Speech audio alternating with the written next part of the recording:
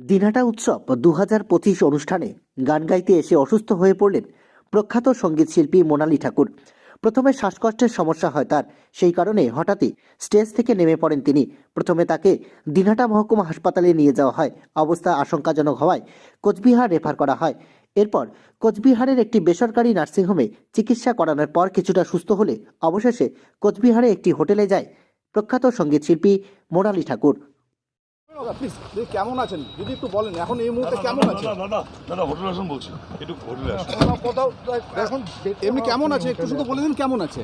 পরে বলবো এখন বলার এখন আগের থেকে ভালো আছে। এখন কোথায় নিয়ে যাওয়া হচ্ছে?